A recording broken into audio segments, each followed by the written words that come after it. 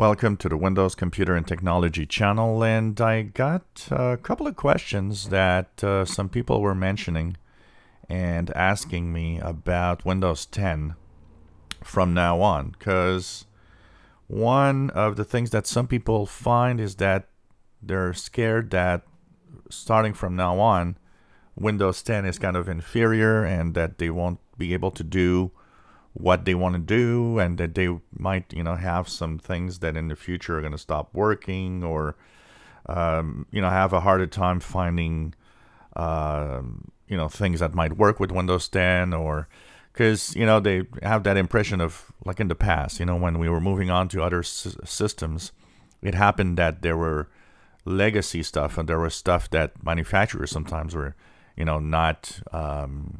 not making available to older users of an older operating system.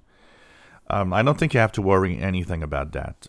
For the first part, the core of Windows 10 being very close to the core of Windows 11, most everything that works on Windows 10 is going to be compatible in Windows 11, and probably the other way around. I don't see and cannot see in the next few years anything that you won't be able to do in Windows 10 that only Windows 11 users are going to actually be able to do. We've kind of moved on to a different era of upgrade of the operating systems. Windows 95, Windows 98, Windows XP. Windows 95, 98 were kind of the same, but Windows XP was a different, underlying system. The change there made some incompatibilities. Things like that happen. XP to Windows 7, same thing. There were some incompatibilities because there was a big change in the core of the system. But Windows 10, Windows 11 is not the case. The core of the system is rather the same.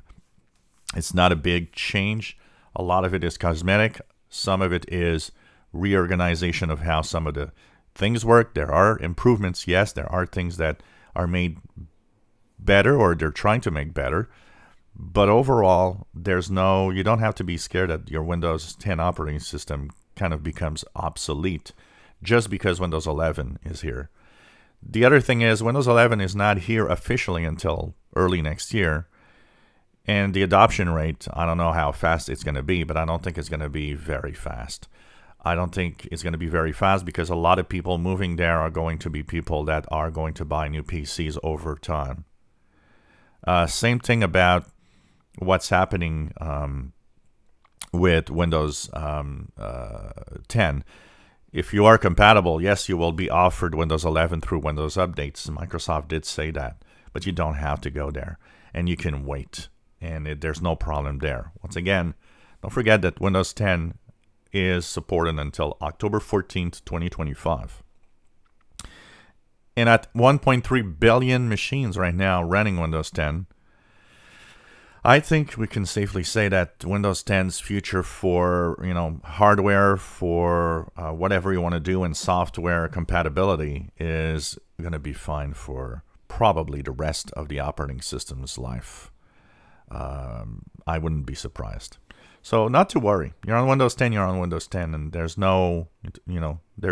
not going to be left behind because there's Windows 11. If you enjoy my videos, please subscribe, give us a thumbs up. Thank you for watching.